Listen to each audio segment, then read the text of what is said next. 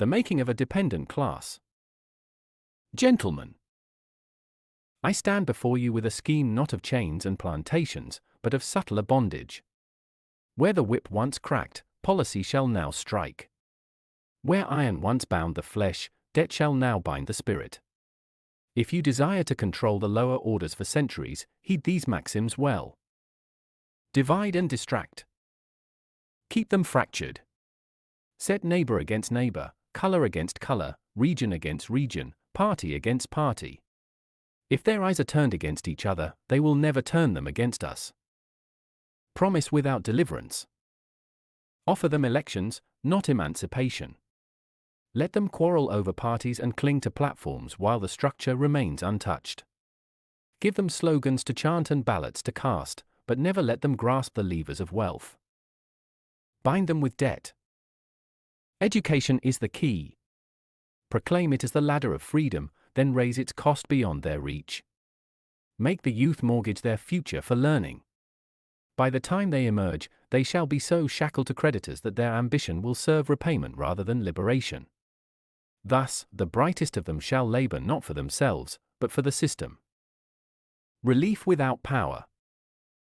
Feed them with entitlements enough to survive, but never enough to be free. Teach them to fear the loss of benefits more than they hunger for independence. Make every safety net a tether, and every gift a leash.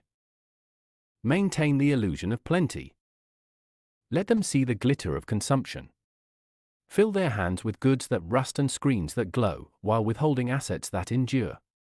Teach them to spend, not to own, to borrow, not to build.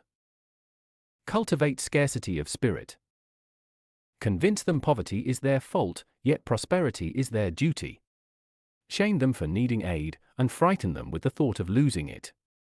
Keep them grasping at crumbs, and they will never demand the table. Conclusion: do this faithfully, and you need no overseer, no lash, no chain. The lower class shall bind itself. They will labor for debt they did not create, vote for masters they did not choose, and pass to their children not inheritance but burden. Thus shall the system preserve itself, and thus shall your power endure. And today, we've got a document that's more than just cynical. It's frankly a detailed blueprint for managing society. We're digging into these excerpts from Subtle Bondage, Maxims for Perpetual Control.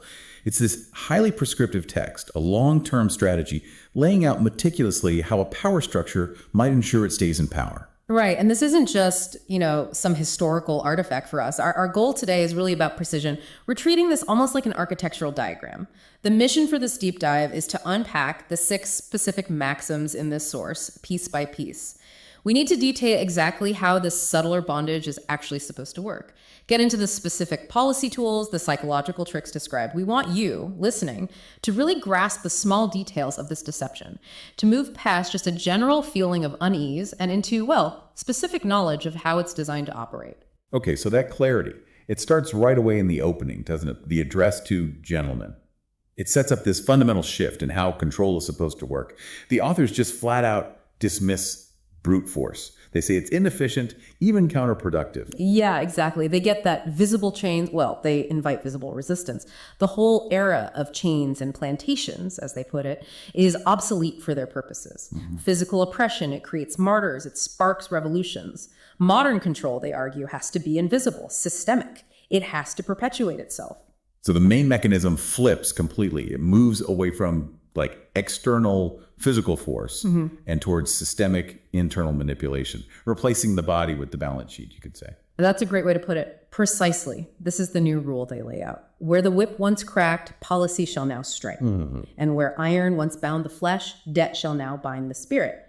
That sentence, really, that's the core idea of the whole document. Control has to be woven into the very fabric, the laws, the money system, the education system. Binding the spirit with debt, not the body with iron. Yeah. And it stresses durability, longevity. They talk about control aimed at the lower orders for centuries. It suggests a system meant to outlast political fads, economic booms, and busts. Absolutely. A control system built into the architecture itself is way more durable than one relying on, say, a charismatic leader or a big army. It makes the restrictions feel, normal. maybe inevitable, or even like people deserve them. It's about guaranteeing stability for the existing power structure. Okay, so let's start with their very first operational rule. This one's about making sure any potential opposition just never gets off the ground. Right. Let's get into this. Section 1, Maxim 1, the strategy of fragmentation. This feels like the most immediate tactic, doesn't it? Divide and distract. The aim is just to make sure the people they're targeting are structurally unable to even see they have a common enemy. And the document isn't just suggesting division, it's mandating the active exploitation of every crack that already exists in society.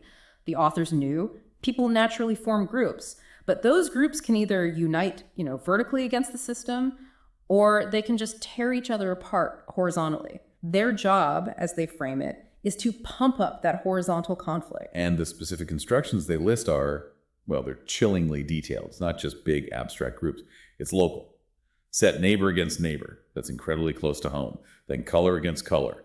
Region against region, party against party. Right, it covers the whole range of identity and association, neighbor against neighbor. That hits local trust, local economics, stops people from helping each other out or resisting locally. Color against color obviously weaponizes deep social identities. Region against region stops national unity on things like who gets what resources. And party against party, well, that ensures ideological battles are always front and center. But wouldn't actively stirring up all that internal fighting eventually just lead to chaos? Like, wouldn't society just break down, defeating the purpose of perpetual control? How do they handle the risk of things getting out of hand? But that's the key insight of this maxim, you see. The chaos is actually the point, but it has to be managed chaos. The reason they give for all this division is crystal clear. It's the strategic goal. If their eyes are turned against each other, they will never turn them against us. They're basically creating a controlled internal pressure cooker. So all the energy of disagreement, of potential change, just gets redirected. You spend all your time, your emotion, your money fighting your peers who are basically in the same boat. That's the horizontal conflict you mentioned. Exactly. And the political system, the media system, they're designed to constantly feed this conflict. If a system makes sure the big public conversations are always about polarizing fights between different groups of citizens, then people's attention is just completely tied up. Nobody has the bandwidth, the time, the energy, the mental space left over to question the really fundamental stuff. Things like who actually owns the assets? How does central banking really work? Who's really influencing legislation? It's an incredibly efficient way to burn energy. The potential energy for revolution gets turned into the friction of identity squabbles. And the actual power structure just sails on untouched. It makes real dissent just look like petty infighting. And this self-fueling friction then leads right into their second strategy. This one deals with the need to look like you're responding to people's concerns. Which takes us straight into section 2. Maxim 2, the illusion of choice and political diversion. Okay, so if Maxim 1 keeps them fighting each other, Maxim 2 keeps them busy fighting over things that don't really matter in the grand scheme. The core idea here seems to be promise things, but never actually deliver fundamental change. Promise without deliverance. The authors were sharp. They knew you can't just tell people they have no say. People need an outlet, right? A way to feel like they have some agency, a steam valve. So the outlet they propose is politics. But it's politics designed to be without real consequence. The instruction is clear. Offer them elections, not emancipation. That difference is huge, isn't it? Yeah. Elections imply choice, imply change could happen. Emancipation means actual freedom from the underlying constraints. So the illusion is people are encouraged to quarrel over parties and cling to platforms, get really invested in the political game. And you see it right. Huge amounts of money, public and private, poured into election cycles. Billions on campaigns. Endless news coverage. 247. Fierce arguments online. All focus on the differences between 2 or 3 viable options usually. But the document insists the underlying economic and financial structure, the real power, remains untouched, no matter which party or person wins the election. So stability is achieved because people feel like change is happening or could happen through these symbolic acts like voting. But actual systemic change, the kind that would threaten the structure, never materializes. It sounds like the system wants the noise, needs the noise, precisely to hide the engine room. Which brings us to maybe the most revealing line in this whole maxim, one we really need to unpack. Give them slogans to chant and ballots to cast, but never let them grasp the levers of wealth. Okay, levers of wealth. What exactly are they talking about here? What is this source define those levers as? Well, when the document talks about these levers, it's pointing to the real core of economic power. Things like control over issuing currency. the structure of how long-term capital gets formed and invested, who owns the truly enduring assets, land, critical infrastructure, and the rules, the regulations that govern complex finance. These levers are the tools that generate wealth almost automatically, passively, and keep generating it over time. And how does the system keep those levers separate? If people are voting, getting involved, how are they kept away from that kind of fundamental power? By making them inaccessible, both structurally and, maybe more importantly, intellectually. Structurally, things like regulatory capture, where the industry basically writes its own rules. It ensures that complex financial instruments, derivatives, certain kinds of investment funds, they're so complicated that only the insiders, the people already in the power structure, can really access them or even understand them. And intellectually, well, that goes back to shifting everyone's focus onto the symbolic politics we just talked about. So the political engagement, the arguments, the voting, it's not just allowed, it's actively encouraged because it serves as this vital distraction. You can argue like crazy about social issues or maybe small tax changes down here, but the power to, say, really regulate the banking system or control the money supply or fundamentally change who owns what, that stays completely separate. Exactly. The whole focus gets shifted to the symbolic wins, the slogans you chant, the ballot you cast, the promises in a party platform. It's all about distracting from the material power, the actual economic levers needed to dismantle the control system itself. The political theater becomes this bright, shiny object designed specifically to hide the duller, but far more important economic reality of perpetual control. Wow. That's using activity to create stability in a really sophisticated way. Yeah. Okay, but now we get to section 3, maxim 3. And this one feels perhaps the most insidious because it takes the very idea of upward mobility, of ambition, and twists it. This is bind them with debt. How the system supposedly turns ambition, potential, into a form of servitude. Yes, this is, you could say, the cynical masterstroke. It's aimed squarely at preventing the smartest, most driven people from the lower orders from ever becoming real challengers. They understood that in a modern context, education is seen as the pathway out, the way to break free from structural limits. Right, because if you just deny education outright, well, that looks tyrannical, too obvious. The strategy has to be subtler than that. Much subtler. It's a two-step process according to this document. First, you loudly proclaim education as the ladder of freedom. You legitimize it, you encourage everyone, especially the ambitious ones, to believe this is their necessary path upwards. You want them to strive for it. But then the immediate second step is crucial. You immediately raise its cost beyond their reach. You create the desire, the aspiration, and then you weaponize the access financially. Yeah. The system literally puts a price tag on the only legitimate escape route it offers. And the specific tool targeting the young is spelled out. Make the youth mortgage their future for learning. Oh, wow. This is the exact point where that drive, that ambition, gets directly converted into servitude, into debt. Let's break down the policy structure that makes this actually work. Because it's not just about high tuition fees, is it? It's about the nature of the debt itself. How does it become this perpetual bondage? Well, in many real-world systems that seem to mirror this, high-cost educational debt often has unique characteristics. For instance, it's frequently designed to be non-dischargeable in bankruptcy. So unlike, say, credit card debt or even corporate debt, student debt often follows you for life. It can't easily be shed no matter how bad your financial situation gets or whether you even got the job you trained for. Plus, interest often capitalizes. That means unpaid interest gets added back onto the principal amount you owe. So the debt can actually grow, sometimes ballooning exponentially, especially if you hit a period of unemployment or underemployment. So even if the graduate is struggling, making minimum payments or none at all, the total amount they owe keeps going up. It becomes inescapable. They're essentially signing up for a potential life sentence of financial obligation before they've even earned their first proper paycheck. And the result, as the document lays it out, is just chillingly practical. When these graduates finally emerge, they shall be so shackled to creditors that their first overriding priority is simply making those payments. All their mental energy, their intellectual capacity, it gets completely captured by the sheer necessity of managing and repaying that debt.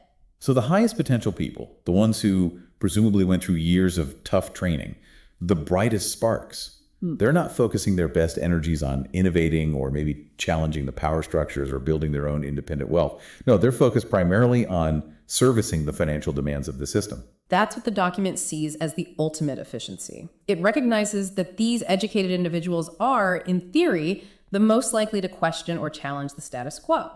So by converting their ambition directly into a financial leash, The system effectively captures that engine of potential change and redirects it. The bottom line, as the source puts it. Thus, the brightest of them shall labor not for themselves, but for the system. Their skills, their high productivity, end up reinforcing the very system that trapped them in the first place. It's a feedback loop, a self-sustaining loop, driven by the individual's own perfectly reasonable desire to get ahead, to achieve something. And it guarantees compliance not through force, but through sheer financial necessity. It essentially creates a modern form of indentured servitude, and one that people often enter into willingly, believing it's the path to freedom. Okay, so we've gone from division to political illusion to debt targeting the ambitious. Now we shift gears slightly. Section 4 moves towards dependence, targeting perhaps the more vulnerable. It links basic survival needs with distraction, using maxims 4 and 5. Right. We're moving from the aspiration trap of education debt to what you might call the survival trap. Maxim 4 lays out the calculated way entitlements or benefits should be provided. They call it relief without power. The whole point is to ensure that dependency takes the place of genuine freedom or autonomy. How is this provision structured to maintain control? The instruction is pretty stark. Feed them enough to survive, but never enough to be free. It often comes down to policy design. Specifically, something called the benefit cliff or welfare trap in real-world discussions. Policies can be set up so that as soon as someone starts earning just a little more money, or maybe saves a small amount, they suddenly lose crucial benefits, maybe housing assistance, food aid, healthcare, and the value of those lost benefits is often more than the extra income they earned. So they're actually penalized financially for trying to move up, even slightly. Wow. So the system itself creates this invisible ceiling. It's designed specifically to teach fear. Exactly. The goal is profound, and the document is explicit.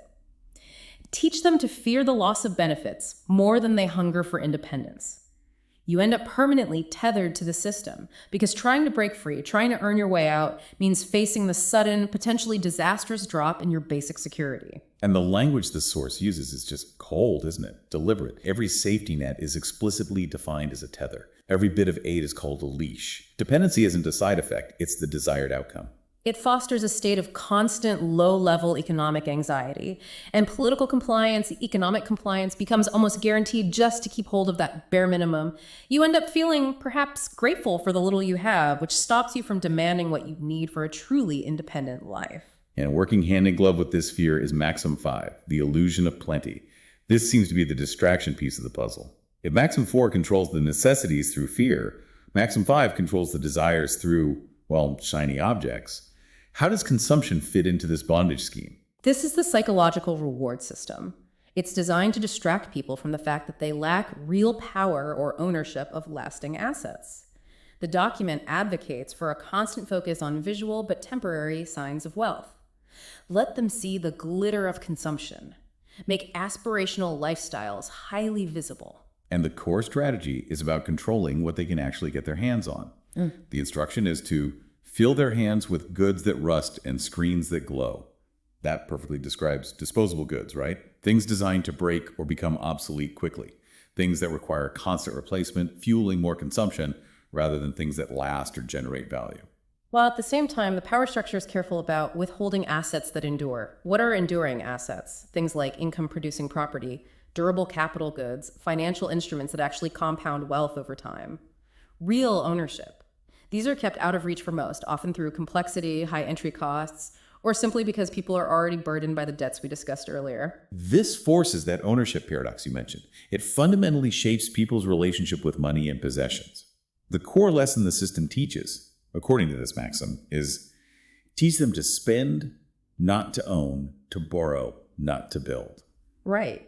Spending provides those short-term dopamine hits, that feeling of participation, and it feeds the debt cycle. Owning real assets, building equity that provides long-term stability, independence, which is exactly what the system, as described here, wants to prevent. By making sure the individual is constantly chasing the next purchase, often on credit, they remain perpetually dependent on the system that provides both the goods and the credit. So if you put maxims 4 and 5 together, it's like a pincer movement on the psyche. Fear of losing the basics, Maxim 4, keeps them compliant and dependent down here. While the desire for the temporary glitter, Maxim 5, keeps them distracted, looking up at consumer goods and often going deeper into debt to get them.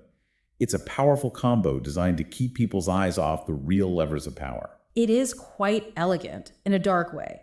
You make sure they can never really afford structural freedom, but you keep them occupied, distracted by offering these shiny, disposable tokens of what looks like success, but is actually just consumption. Which brings us to the final piece of the psychological puzzle, Section 5.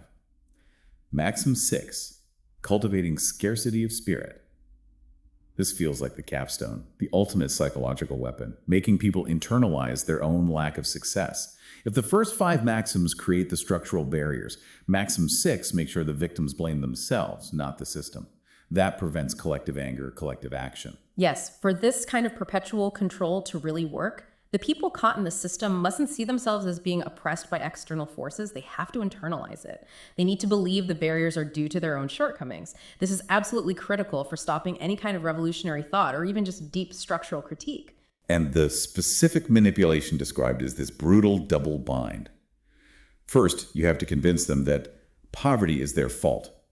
It's presented as a failure of individual effort, maybe lack of discipline, or even a moral failing. And that narrative gets reinforced everywhere, doesn't it? Through media constantly celebrating the rare exceptions, the rags to riches stories, the pull yourself up by your bootstraps myth.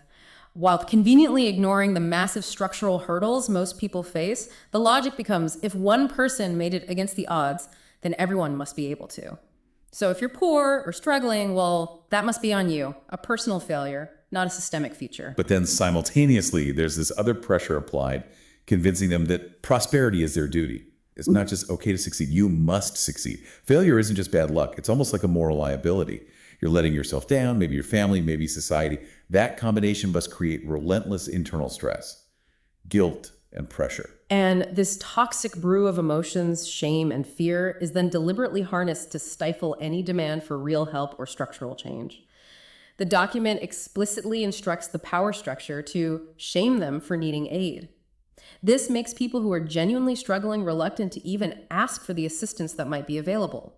It artificially suppresses the demand for benefits. It keeps them from accessing resources that might actually help them stabilize or get ahead. And then there's the complementary fear. Yeah. Frighten them with the thought of losing it. You dial up the anxiety around that minimal safety net provided back in Maxim 4. So they feel ashamed to use it, but absolutely terrified of it being taken away. It creates this impossible bind. You're trapped between feeling shame for needing help and terror at losing the little help you have. It guarantees their ambition stays grounded, limited. The desired result, the outcome of creating the psychological scarcity, is perfect control over what people even dare to hope for or demand. And the document sums up that outcome so perfectly, so chillingly. Keep them grasping at crumbs, and they will never demand the table. Their entire focus narrows down to just getting enough individual security to avoid the shame, to keep the wolves from the door, to maintain the status quo for themselves. They never lift their heads to ask why the whole table is the bird. The real wealth, the enduring assets, the power, is being withheld in the first place. It effectively turns the oppressed into the primary enforcers of their own oppression. They police their own desires, they police each other, they feel guilt when maybe they should be feeling righteous anger and demanding systemic change. This internalizing of failure, making people blame themselves for systemic problems, that's probably the most sophisticated, most subtle form of bondage described in the whole document. Which brings us to the end game. Section 6, the proposed conclusion of perpetual control. After laying out these 6 very precise mechanisms, division, illusion, debt, dependence, distraction, and self-blame, the document wraps up. It essentially promises the ruling class that this system will sustain itself. Yes, the conclusion is the ultimate guarantee offered to the gentlemen being addressed. It promises them, do this faithfully, and you need no overseer, no lash, no chain.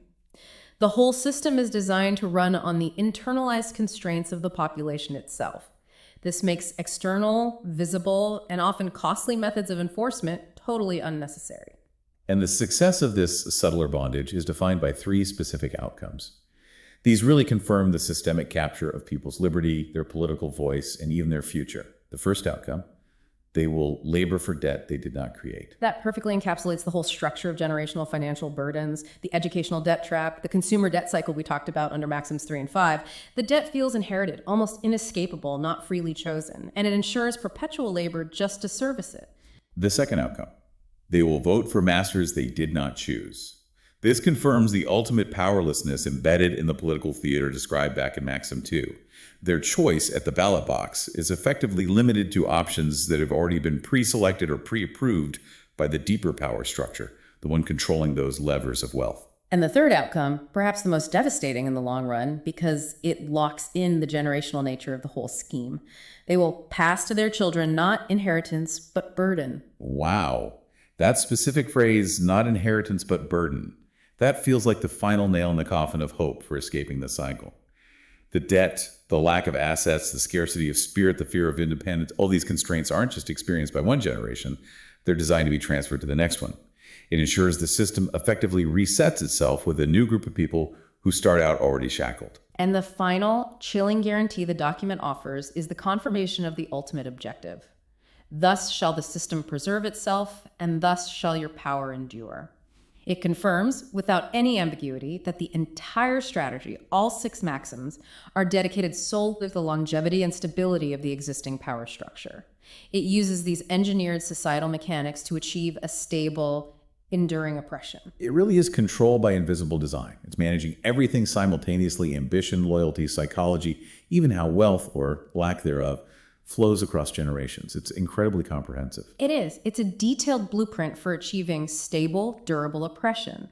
And it achieves it primarily by confusing the people caught within it. Confusing them into believing their servitude is either necessary or maybe deserved because of their own failings, or maybe just the natural, unchangeable way of the world, rather than seeing it for what this document claims it is: a deliberate, carefully constructed policy architecture. Okay, we have covered a massive amount of ground today, really digging into the operational details laid out in this source material. So just to synthesize and recap for you, the listener, we've broken down these 6 core maxims designed, according to this document, to achieve a state of subtle bondage. Right. Number 1 was fragmentation. Divide and distract, turn neighbor against neighbor, keep eyes focused horizontally. 2 was political diversion. Offer elections but withhold real emancipation. Keep them busy with slogans and ballots but away from the levers of wealth. 3 was educational debt. Proclaim education as freedom's ladder, then make it unaffordable, turning ambition into debt servitude for the brightest. 4 was relief without power. Provide just enough to survive but never enough to be free, using benefit cliffs and fear of loss as a tether. 5 was the illusion of plenty. Fill their hands with disposable goods and glittering distractions while withholding enduring assets. Teach them to spend, not own. And finally, 6 was cultivating scarcity of spirit. Make them blame themselves for poverty, feel shame for needing aid, and fear losing the little they have, keeping them grasping at crumbs instead of demanding the table. You came here looking for knowledge, for a deeper understanding of how systemic deceptions like this are proposed to function. And we've tried to lay bare the specific operational instructions provided in this particular source. The relevance of understanding these mechanics, even if they sound grim, is profound. Because recognizing how these subtle mechanisms might work is always the first step towards potentially countering them or navigating them more effectively. And if we connect this all back to that bigger picture, that final point the document makes is crucial. It guarantees the system will cause individuals to pass to their children not inheritance, but burden. That generational cycle passing down debt, fear, scarcity, that seems to be the absolute linchpin for ensuring the durability of the power structure described here. So it raises a really important question for you to think about. If a system is deliberately designed to transfer burden instead of inheritance, generation after generation, what is the single greatest, most powerful act of independence an individual can possibly undertake within the context of this document's logic that might genuinely break that cycle, that might interrupt the transfer of burden and distraction to the next generation? That's a heavy thought to leave you with, definitely. But perhaps a vital one to consider when you're examining any system of control, especially those designed or claiming to be designed for perpetuity. Thank you for joining us and engaging with this deep dive into this challenging source material. We'll catch you next time.